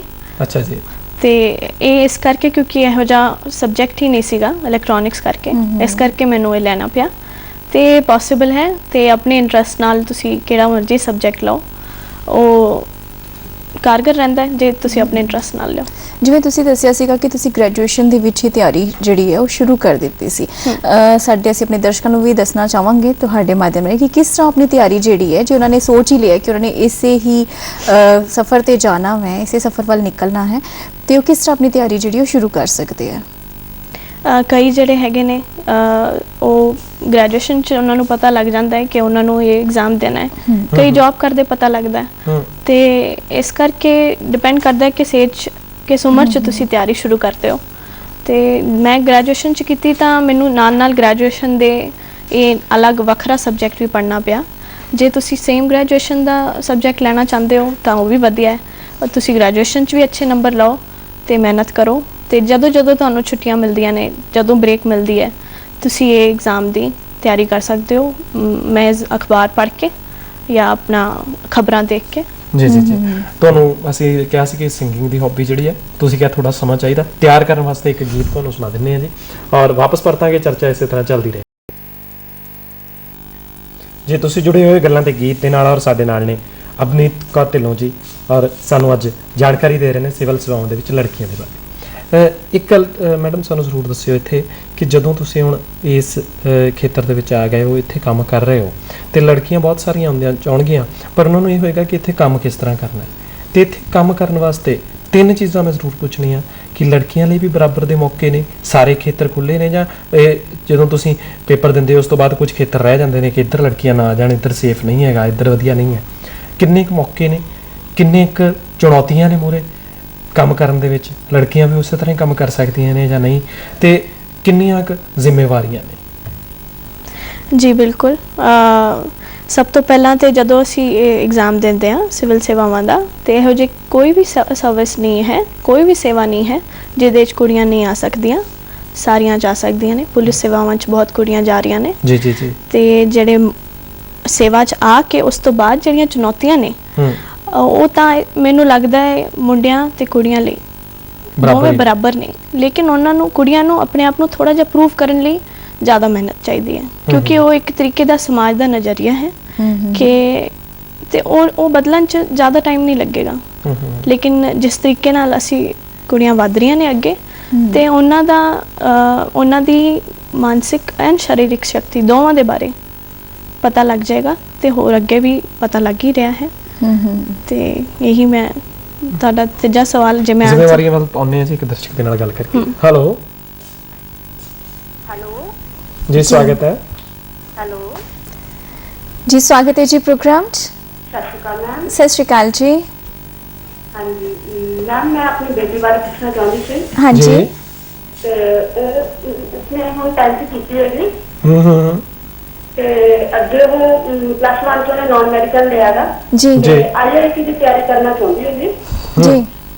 ਤੇ ਉਹਦੇ ਵਾਸਤੇ ਮੈਂ ਪੁੱਛਣਾ ਚਾਹੁੰਦੀ ਸੀ ਕਿ ਰੈਗੂਲਰ ਕਲਾਸਿਸ ਠੀਕ ਨਹੀਂ ਸਕੂਲ 'ਚ ਜਾਂ ਡਮੀ ਐਡਮਿਸ਼ਨ? ਜੀ ਜੀ ਇਹ ਥੋੜਾ ਜਿਹਾ ਸਵਾਲ ਉਹਦਾ ਵਿਸ਼ੇ ਤੋਂ ਸਾਡਾ ਹਟਵਾ ਹੈ। ਨਹੀਂ, ਲੇਕਿਨ ਮੈਂ ਇਹਨਾਂ ਨੂੰ ਦੱਸਣਾ ਚਾਹਾਂਗੀ ਕਿ 12ਵੀਂ ਤੋਂ ਬਾਅਦ ਨਹੀਂ, ਗ੍ਰੈਜੂਏਸ਼ਨ ਤੋਂ ਬਾਅਦ ਇਹ ਐਗਜ਼ਾਮ ਦੇ ਸਕਦੇ ਨੇ। ਤੇ ਉਹਦੇ ਪਹਿਲੇ ਉਹ ਡਮੀ ਐਡਮਿਸ਼ਨ ਤੇ ਉਹਦਾ ਸਵਾਲ ਤਾਂ ਉੱਠਦਾ ਹੈ ਜੇ ਗ੍ਰੈਜੂਏਸ਼ਨ ਜਿਸ ਤਰੀਕੇ ਨਾਲ ਕਰਨਾ ਚਾਹੁੰਦੇ ਨੇ। ਤੁਸੀਂ ਪੂਰੀ ਤਰ੍ਹਾਂ ਉਹਨਾਂ ਨੂੰ ਸਕੂਲ ਭੇਜੋ ਜੀ, ਤੇ ਨੌਨ ਮੈਡੀਕਲ ਲਈ ਹੈ। ਬਾਕੀ ਮੈਨੂੰ ਲੱਗਦਾ ਹੈ ਕਿ ਇਹਦੇ 'ਚ ਸਕੂਲ ਦੇ ਮਾਰਕਸ ਤੇ ਅੱਗੇ IIT ਦੇ ਮਾਰਕਸ ਦੋਵੇਂ ਜੁੜ ਕੇ ਮੈਰਿਟ ਬਣਦੀ ਹੈ, ਇਸ ਕਰਕੇ ਉਹਨਾਂ ਨੂੰ ਡਮੀ ਐਡਮਿਸ਼ਨ ਨਹੀਂ ਤੇ ਪੂਰਾ ਪ੍ਰੋਪਰ ਸਕੂਲ ਭੇਜੋ। ਤੇ ਗ੍ਰੈਜੂਏਸ਼ਨ ਤੋਂ ਬਾਅਦ ਇਹ ਐਗਜ਼ਾਮ ਜੇ ਦੇਣਾ ਹੈ ਉਹਨਾਂ ਨੇ, ਤੇ ਫਿਰ ਉਹਦਾ ਐਗਜ਼ਾਮ ਦੇ ਪੇਪਰ ਭਰੋ। ਜੀ ਜੀ ਜੀ। ਜ਼ਿੰਮੇਵਾਰੀਆਂ ਵਾਲਾ, ਜ਼ਿੰਮੇਵਾਰੀਆਂ ਦਾ ਜਿੱਥੋਂ ਸਵਾਲ ਹੈ, ਮੈਂ ਅਗਰ ਆਪਣੀ ਸੇਵਾ ਦੀ ਗੱਲ ਕਰਾਂ, ਭਾਰਤੀ ਰੱਖਿਆ ਲੇਖਾ ਸੇਵਾ, ਇੰਡੀਅਨ ਡਿਫੈਂਸ ਅਕਾਊਂਟ ਸਰਵਿਸ, ਇਹ ਘੱਟ ਜਾਣੀ ਜਾਂਦੀ ਹੈ, ਲੇਕਿਨ ਤੁਹਾਡੇ ਮਾਧਿਅਮ ਤੋਂ ਹੀ ਮੈਂ ਕਹਿਣਾ ਚਾਹਾਂਗੀ ਕਿ ਇੱਕ ਬਹੁਤ ਹੀ ਇਹਦਾ ਵੱਡਾ ਰੋਲ ਹੈ ਰੱਖਿਆ ਸੇਵਾਵਾਂ ਦੀ ਸੇਵਾ 'ਚ। ਸਾਡੀ ਸਰਵਿਸ ਦਾ ਮੋਟਿਵ ਹੀ ਇਹ ਹੈ, ਮੋਟੋ ਸੇਵਾ, ਭਾਰਤੀ ਰੱਖਿਆ ਸੇਵਾਵਾਂ ਦੀ ਸੇਵਾ, ਸਰਵਿਸ ਟੂ ਦ ਸਰਵਿਸਿਜ਼। ਅੱਛਾ। ਤੇ ਇਸ ਕਰਕੇ we are here to serve the services. ਅਸੀਂ ਇੱਥੇ ਹਾਂ ਕਿ ਅਸੀਂ ਸਰਵ ਕਰ ਸਕੀਏ ਇਹਨਾਂ ਨੂੰ, ਤੇ ਜਿੰਨਾ ਜ਼ਿਆਦਾ ਇਸ ਸੇਵਾ ਦੇ ਬਾਰੇ ਜਾਣਿਆ ਜਾਏਗਾ, ਹੋਰ ਇੱਥੇ ਆਉਣਗੀਆਂ ਕੁੜੀਆਂ, ਮੁੰਡੇ, ਨੌਜਵਾਨ, ਤੇ ਉਹ ਆਪਣੀ ਸਮਾਜ, ਆਪਣੇ ਵਿਰਸੇ ਤੇ ਆਪਣੀ ਫੌਜ ਦੀ ਸੇਵਾ ਲਈ ਆਉਣਗੇ ਇੱਥੇ। ਅਸੀਂ ਇੱਥੇ ਉਹਨਾਂ ਨੂੰ ਫੌਜ ਦੀ ਪੈਨਸ਼ਨਸ, ਪੇਮੈਂਟਸ ਤੇ ਫੌਜ ਦੇ ਸਾਰੇ ਕੰਟਰੈਕਟਸ, ਫੌਜ ਦੀਆਂ ਸਾਰੀਆਂ ਪ੍ਰੋਕਿਉਰਮੈਂਟਸ, ਭਾਵੇਂ ਤੁਸੀਂ ਉਹ ਕਹੋ ਇੱਕ ਫੌਜੀ ਦੀ ਡਰੈਸ ਹੋਏ ਜਾਂ ਇੱਕ 에ਅਰਕ੍ਰਾਫਟ ਹੋਏ ਜਾਂ ਇੱਕ ਸ਼ਿਪ ਹੋਏ, ਸਬਮਰੀਨ ਹੋਏ, ਸਭ ਇੱਥੇ ਅਸੀਂ ਇਸ ਸੇਵਾ ਦੇ ਅੰਡਰ ਅਸੀਂ ਇਹਦੇ ਤੇ ਫਾਈਨੈਂਸ਼ੀਅਲ ਐਡਵਾਈਸ ਦਿੰਦੇ ਹਾਂ। ਤੇ it's a less known service, ਘੱਟ ਜਾਣੀ ਜਾਂਦੀ ਹੈ, ਲੇਕਿਨ ਹੁਣ ਇਹਦੇ 'ਚ ਜ਼ਿਆਦਾ ਲੋਕ ਆ ਰਹੇ ਨੇ, ਤਾਂ ਜਿੱਦਾਂ ਮੈਂ ਇੱਥੇ ਬੈਠੀ ਹਾਂ ਤੇ ਹੋਰ ਲੋਕਾਂ ਨੂੰ ਵੀ ਪਤਾ ਲੱਗੇਗਾ ਇਸ ਸੇਵਾ ਬਾਰੇ। ਤੇ ਮੈਂ ਇਹਦੇ ਲਈ ਆਪਣੇ ਇਨਫੈਕਟ ਆਪਣੇ ਡਿਪਾਰਟਮੈਂਟ ਨੂੰ ਧੰਨਵਾਦ ਕਹਿਣਾ ਚਾਹਾਂਗੀ ਕਿ ਉਹਨਾਂ ਦੀ ਪਰਮਿਸ਼ਨ ਨਾਲ ਹੀ ਮੈਂ ਇੱਥੇ ਬੈਠੀ ਹਾਂ, ਤੇ ਇਹਦੇ ਲਈ ਬਹੁਤ ਬਹੁਤ ਧੰਨਵਾਦ।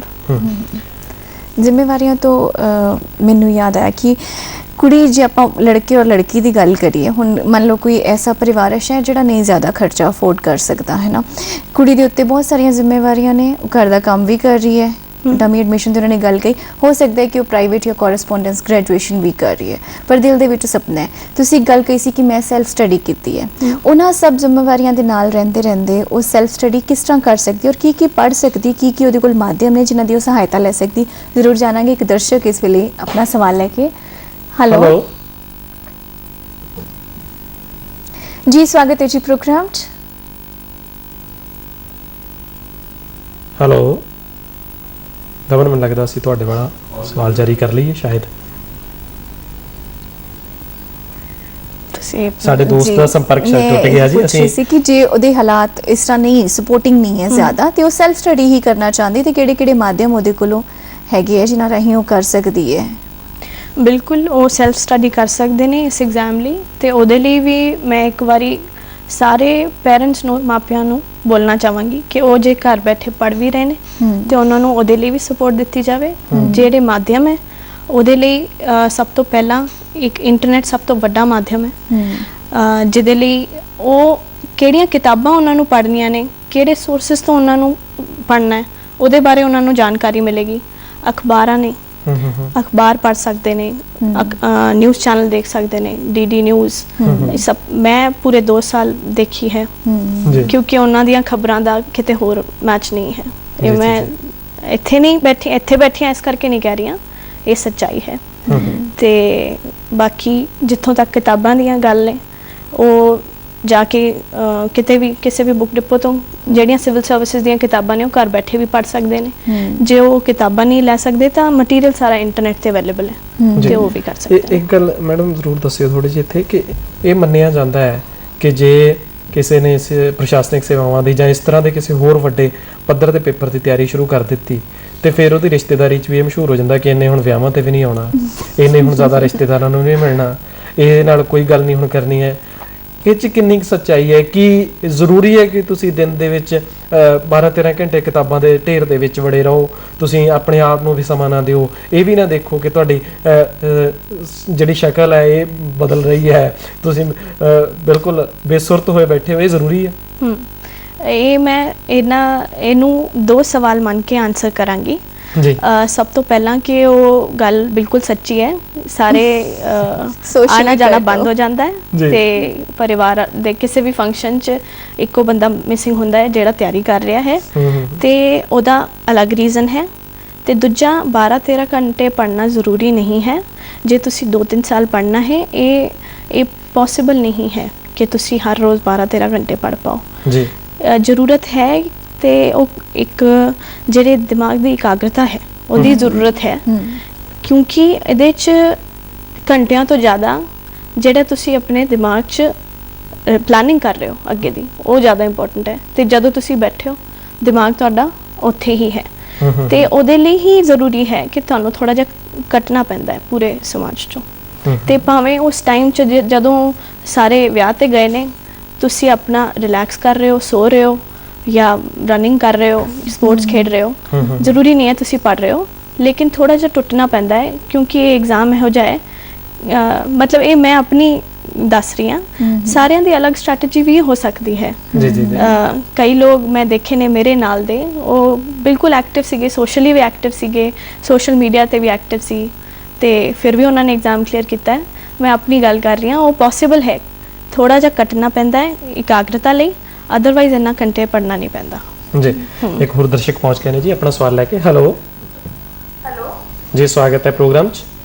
ਸਤਿ ਸ਼੍ਰੀ ਅਕਾਲ ਸਰ, ਮੇਰਾ ਨਾਮ ਗੁਰਪ੍ਰੀਤ ਕੌਰ ਹੈ ਔਰ ਮੈਂ ਇੱਕ ਲਾਅ ਸਟੂਡੈਂਟ ਹਾਂ, 3rd ਈਅਰ ਦੇ ਵਿੱਚ ਲਾਅ ਸਟੂਡੈਂਟ ਹੈ। ਔਰ ਸਰ ਮੈਂ ਪੁੱਛਣਾ ਚਾਹੁੰਦੀ ਹਾਂ ਕਿ ਮੇਰੇ ਮਤਲਬ ਪ੍ਰੈਪਰੇਸ਼ਨ ਕਰਨੀ ਹੈ ਜਿਸ ਟਾਈਮ IAS ਦੀ, ਔਰ ਉਹਦੇ ਵਿੱਚ ਫਸਟਲੀ ਕਿਹਾ ਜਾਂਦਾ ਹੈ ਕਿ 6th ਤੋਂ 10th ਤੱਕ ਬੁੱਕਸ ਪੜ੍ਹੀਆਂ ਜਾਣ, ਔਰ ਉਹਦੇ ਬਾਰੇ ਪ੍ਰੈਪਰੇਸ਼ਨ ਦੇ ਵਿੱਚ ਬੁੱਕਸ ਵਗੈਰਾ ਦੇ ਰਿਲੇਟਡ ਮੈਂ ਡਿਟੇਲ ਦੇ ਵਿੱਚ ਪੁੱਛਣਾ ਚਾਹੁੰਦੀ ਹਾਂ ਸਰ ਜੀ। ਰਾਈਟ, ਸਤਿ ਸ਼੍ਰੀ ਅਕਾਲ ਗੁਰਪ੍ਰੀਤ। ਤੁਸੀਂ ਲਾਅ ਕਰ ਰਹੇ ਹੋ, ਹੁਣੇ 3rd ਈਅਰ 'ਚ ਹੋ, ਵਧੀਆ ਟਾਈਮ ਹੈ ਤੁਹਾਡੇ ਲਈ ਸਭ ਸੋਚਣ ਦਾ। ਜਿੱਥੋਂ ਤੱਕ ਕਿਤਾਬਾਂ ਦੀ ਗੱਲ ਹੈ, 6th to 10th ਦੀ ਗੱਲ ਕਰ ਰਹੇ ਹੋ ਤੁਸੀਂ, ਜੀ ਹਾਂ, NCERT ਕਿਤਾਬਾਂ ਦੀ ਗੱਲ ਹੈ ਤੇ ਸਕੂਲੀ ਕਿਤਾਬਾਂ ਬਹੁਤ ਜ਼ਰੂਰੀ ਨੇ ਆਪਣੀ ਜਿਹੜੀ ਤਿਆਰੀ ਹੈ ਉਹਨੂੰ ਸੋਲਿਡ ਬੇਸ ਦੇਣ ਲਈ। ਤੇ ਇਸ ਕਰਕੇ 6th to 10th ਐਂਡ ਕੁਝ 11ਵੀਂ 12ਵੀਂ ਦੀ ਵੀ ਕਿਤਾਬਾਂ ਦੀ ਲੋੜ ਹੈ। ਐਂਡ NCERT ਹੀ ਹੈ ਇੱਕ ਸਭ ਤੋਂ ਵੱਡਾ ਰਾਮਬਾਣ ਹੈ। NCERT ਸਭ ਤੋਂ ਵਧੀਆ ਕਿਤਾਬਾਂ ਨੇ ਤੇ ਮੈਂ ਆਪਣੀ ਸਿਲੈਕਸ਼ਨ ਦਾ ਸਭ ਤੋਂ ਵੱਡਾ ਸ਼੍ਰੇ NCERT ਕਿਤਾਬਾਂ ਨੂੰ ਹੀ ਦੇਵਾਂਗੀ। ਮੈਂ ਕਿਉਂਕਿ ਮੈਂ ਪਹਿਲੀ ਅਟੈਂਪਟ ਸਿਲੈਕਟ ਹੋਈ ਹਾਂ, ਮੈਂ ਹਾਇਰ ਲੈਵਲ ਦੀਆਂ ਕਿਤਾਬਾਂ ਨਹੀਂ ਪੜ੍ਹ ਰਹੀਆਂ, ਬੇਸਿਕ ਕਿਤਾਬਾਂ ਨੂੰ ਬਾਰ-ਬਾਰ ਪੜ੍ਹਿਆ ਤੇ ਆਈ ਥਿੰਕ ਇਹੀ ਇੱਕ ਕੈਚ ਹੈ ਕਿ ਜਿਹੜੀ ਵੀ ਤੁਸੀਂ ਚੀਜ਼ ਪੜ੍ਹ ਰਹੇ ਹੋ ਉਹ ਤੁਸੀਂ ਬਾਰ-ਬਾਰ ਪੜ੍ਹੋ, ਰਿਵੀਜ਼ਨ ਕਰੋ ਤੇ ਬੇਸਿਕਸ ਸਟਰੋਂਗ ਰੱਖੋ। ਤੇ ਤੁਸੀਂ ਹੁਣ ਲਾਅ ਕਰ ਰਹੇ ਹੋ, ਗ੍ਰੈਜੂਏਸ਼ਨ 'ਚ ਹੋ ਤੁਸੀਂ ਇਹ ਕਿਤਾਬਾਂ ਪੜ੍ਹੋ ਫॉर ਪ੍ਰੀਲਿਮਸ, ਇਹ ਬਹੁਤ ਵਧੀਆ ਨੇ। ਤੇ ਜਦੋਂ ਤੁਸੀਂ ਪ੍ਰੀਲਿਮਸ ਕਰ ਲੋਗੇ ਉਸ ਤੋਂ ਬਾਅਦ ਮੇਨਸ ਤੋਂ ਵੀ ਇਹੀ ਕਿਤਾਬਾਂ ਨਾਲ ਤੁਸੀਂ ਪੜ੍ਹਨਾ ਹੈ।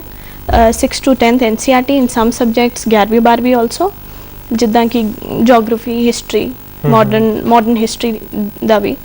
ਤੇ ਜਿੱਥੋਂ ਤੱਕ ਡਿਟੇਲਡ ਪ੍ਰੈਪਰੇਸ਼ਨ ਦਾ ਸਵਾਲ ਹੈ, ਮੈਨੂੰ ਲੱਗਦਾ ਹੈ ਸਮਾਂ ਛੋਟਾ ਪੈ ਜਾਏਗਾ, ਲੇਕਿਨ ਹੋ ਨਹੀਂ ਪਾਏਗੀ। ਜੇ ਤੁਸੀਂ ਚਾਹੁੰਦੇ ਹੋ ਤਾਂ ਮੈਂ ਥੋੜੀ ਜੀ ਡਿਸਕ੍ਰਿਪਸ਼ਨ ਦੇ ਦਾਂ। ਥੋੜੀ ਜਿਹੀ ਹਾਂਜੀ। ਦੇ ਸਕਦੇ ਸੀ। ਪ੍ਰੀਲਿਮਸ ਲਈ ਤੁਹਾਨੂੰ NCERT ਕਿਤਾਬਾਂ ਨੂੰ ਪੂਰੀ ਤਰ੍ਹਾਂ ਥਰੋ ਹੋਣਾ ਪਏਗਾ, ਉਹਨਾਂ ਨੂੰ ਵਧੀਆ ਤਰੀਕੇ ਨਾਲ ਪੜ੍ਹਨਾ ਹੈ। ਚੈਪਟਰ ਵਾਈਜ਼ ਇੱਦਾਂ ਨਹੀਂ ਪੜ੍ਹਨਾ, ਇਸ ਤਰੀਕੇ ਨਾਲ ਪੜ੍ਹਨਾ ਹੈ ਕਿ ਜੋ ਤੁਹਾਨੂੰ ਨਹੀਂ ਚੀਜ਼ ਸਮਝ ਆ ਰਹੀ ਤੁਸੀਂ ਇੰਟਰਨੈਟ ਤੋਂ ਦੇਖਣੀ ਹੈ, ਚੀਜ਼ਾਂ ਨੂੰ ਲਿੰਕ ਕਰਨਾ ਹੈ।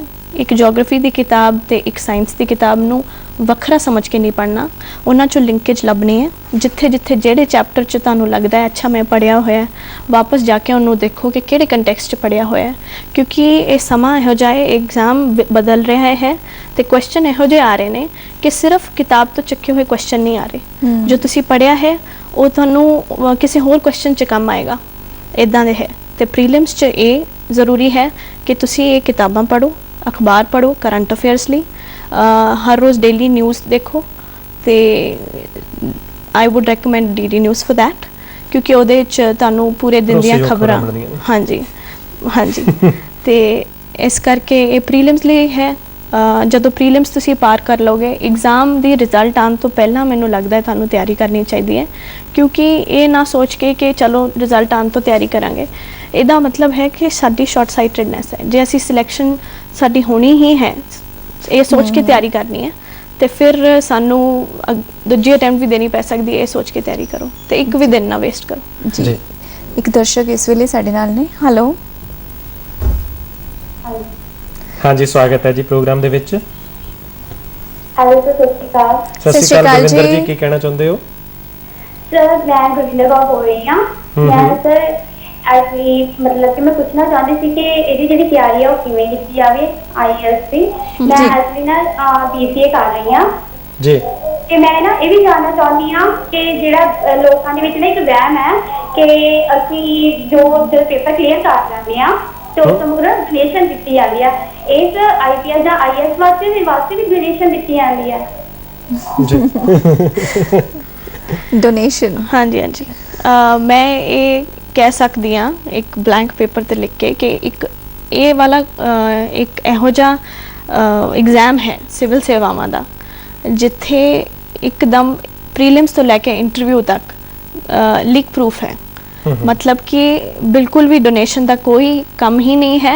जे तुहाडा मैरिट है, तुसी पढ़ाई कीती है, तुसी थ्रू होगे।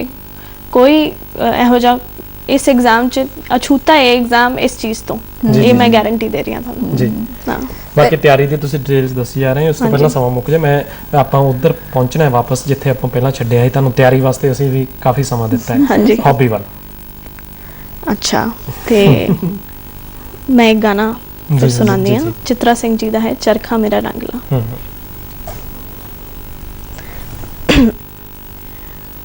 ਚਰਖਾ ਮੇਰਾ ਰੰਗਲਾ ਵਿੱਚ ਸੋਨੇ ਦੀਆਂ ਮੇਖਾਂ, ਚਰਖਾ ਮੇਰਾ ਰੰਗਲਾ ਵਿੱਚ ਸੋਨੇ ਦੀਆਂ ਮੇਖਾਂ, ਵੇ ਮੈਂ ਤੈਨੂੰ ਯਾਦ ਕਰਾਂ जद चरखे वल वेखा, वे मैं तेनू याद करा जद चरखे वल वेखा। जी जी, बहुत ही खूबसूरत। और ये साडा गाउण दा मंतव ये सी कि असीं कुड़ियां नूं एक चीज़ दस सकीए कि आम कुड़ियां दे विचों ही एक कुड़ी है जिहड़ी अपनी मेहनत दे नाल तुहाडे वांग ही अपने रसोई के कामां कारां दे विच गीत गुणगुणाउंदे आ, अपनी मेहनत दे नाल इत्थे तक पहुंची है। जेकर तुहाडे च भी मद है तो तुसीं भी पहुंच सकदे हो। बिल्कुल, जदों तुसीं अपने उस मुकाम च पहुंचणगियां हो तो जरूर तुहानू भी याद रखणगियां। बहुत बहुत धन्नवाद तुहाडा ते DD पंजाबी दे सारे दर्शकां नू मेरा प्यार भरा सत श्री अकाल, धन्नवाद। ਜੀ ਅਸੀਂ ਹਜੇ ਤੁਹਾਨੂੰ ਜਾਣ ਨਹੀਂ ਕਹਿ ਰਹੇ ਓਕੇ ਓਕੇ ਠੀਕ ਹੈ ਗੀਤ ਤੁਸੀਂ ਸੁਣਾਇਆ, ਅਸੀਂ ਉਸ ਤੋਂ ਬੜੇ ਭਾਵੁਕ ਹੋ ਗਏ, ਬੜੇ ਖੁਸ਼ ਹੋ ਗਏ, ਔਰ ਖਾਸ ਕਰਕੇ ਸਾਡੇ ਦਰਸ਼ਕ ਵੀ ਖੁਸ਼ ਹੋ ਗਏ ਹੋਣਗੇ, ਕਿਉਂਕਿ ਜਦੋਂ ਸਿਵਲ ਸੇਵਾਵਾਂ ਦੀ ਗੱਲ ਆਉਂਦੀ ਹੈ ਨਾ, ਸੋਚਿਆ ਜਾਂਦਾ ਹੈ ਕਿ ਬਹੁਤ ਡਿਸਪਲਿਨ ਬੰਦਾ ਹੈ ਜਿਹੜਾ ਕਿ ਸਾਰੇ ਭਾਵਾਤਮਕ ਰਿਸ਼ਤਿਆਂ ਤੋਂ ਥੋੜਾ ਜਿਹਾ ਦੂਰ ਉੱਪਰ ਚਲਾ ਹੈ, ਗਿਆ ਹੈ, ਖੁਸ਼ਕ ਜਿਹਾ ਕੱਟ ਹੋਣਾ ਹੋ ਹੈ। ਗਿਆ, ਖੁਸ਼ਕ ਹੋ ਗਿਆ, ਪਰ ਜ਼ਿੰਦਗੀ ਜੀ ਕੇ ਜਿਵੇਂ ਤੁਸੀਂ ਦੱਸਿਆ ਕਿ ਹੌਬੀਜ਼ ਨੂੰ ਵੀ ਨਾਲ ਲੈ ਕੇ ਚੱਲਣਾ। ਹਾਂਜੀ। ਅੱਛਾ, ਇੱਕ ਚੀਜ਼ ਜਿਵੇਂ ਤੁਸੀਂ ਉਹਦੀ ਦੱਸ ਦਿੱਤੀ, ਐਗਜ਼ਾਮ ਦੀ ਪ੍ਰੈਪਰੇਸ਼ਨ, ਇੰਟਰਵਿਊ ਦੇ ਦੌਰਾਨ ਤੁਹਾਡਾ ਕਿਸ ਤਰ੍ਹਾਂ ਦਾ ਬਿਹੇਵੀਅਰ, ਕਿਸ ਤਰ੍ਹਾਂ ਦਾ ਸਿਟਿੰਗ, ਉਹਦੇ ਵਿੱਚ ਕੀ ਧਿਆਨ ਰੱਖਣਾ ਚਾਹੀਦਾ? ਇੰਟਰਵਿਊ ਦੇ ਦੌਰਾਨ ਇੱਕ ਤਾਂ ਤੁਹਾਡਾ ਬਾਇਓਡਾਟਾ ਜਿਹੜਾ ਤੁਸੀਂ ਸਬਮਿਟ ਕਰਦੇ ਹੋ ਉਹਦੇ ਲਈ ਪ੍ਰਿਪੇਅਰ ਰਹਿਣਾ ਚਾਹੀਦਾ ਹੈ, ਤੇ ਬਾਕੀ ਤੁਹਾਡੀ ਉਹ ਜਿਹੜੀ ਪ੍ਰੈਜ਼ੈਂਸ ਹੈ ਤੁਹਾਡੀ ਉਹ ਬਹੁਤ ਮੈਟਰ ਕਰਦੀ ਹੈ ਕਿ ਤੁਸੀਂ ਕਿਸ ਪੋਜ਼ਿਟਿਵਿਟੀ ਨਾਲ ਤੁਸੀਂ ਮਿਲਦੇ ਹੋ। ਤੁਹਾਡਾ ਬਹਿਣ ਦਾ ਤਰੀਕਾ, ਤੁਹਾਡਾ ਅੰਦਰ ਆਉਣ ਦਾ ਤਰੀਕਾ, ਉਹ ਤਕਰੀਬਨ 1 ਮਿੰਟ 'ਚ ਪਤਾ ਲੱਗ ਜਾਂਦਾ ਉਹਨਾਂ ਨੂੰ ਕਿ ਜਿਹੜਾ ਉੱਥੋਂ ਤੱਕ ਆਇਆ ਜਿਹੜਾ ਸਾਰੇ ਮਿਹਨਤੀ ਨੇ, ਲੇਕਿਨ ਕਿਸ ਤਰੀਕੇ ਨਾਲ ਉਹ ਪੋਜ਼ਿਟਿਵਿਟੀ ਇਮਿਟ ਕਰ ਰਹੇ ਨੇ, ਜੀ। ਉਹ ਪਤਾ ਲੱਗ ਜਾਂਦਾ ਹੈ। ਮਤਲਬ ਪੂਰੀ ਦੀ ਪੂਰੀ ਸ਼ਖਸੀਅਤ ਇੱਕ ਉਸਾਰਨੀ ਪੈਂਦੀ ਹੈ, ਫਿਰ ਇੱਥੇ ਤੱਕ ਪਹੁੰਚਦੇ ਆ। ਬਹੁਤ ਵਡਮੁੱਲਾ ਤੁਸੀਂ ਸਮਾਂ ਕੱਢਿਆ, ਬੜੇ ਵਡਮੁੱਲੀ ਜਾਣਕਾਰੀ ਦਿੱਤੀ ਔਰ ਬੜੀ ਵਡਮੁੱਲੀ ਪ੍ਰੇਰਨਾ ਦਿੱਤੀ ਬਹੁਤ ਸਾਰੀਆਂ ਕੁੜੀਆਂ ਨੂੰ। ਤੁਹਾਡਾ ਬਹੁਤ ਬਹੁਤ ਧੰਨਵਾਦ ਕਰਦੇ ਹਾਂ ਅੱਜ ਦੇ ਇਸ ਪ੍ਰੋਗਰਾਮ ਵਿੱਚ ਸ਼ਾਮਲ ਹੋਣ ਵਾਸਤੇ। ਤੁਹਾਡਾ ਵੀ ਬਹੁਤ ਬਹੁਤ ਧੰਨਵਾਦ। ਸਤਿ ਸ਼੍ਰੀ ਅਕਾਲ।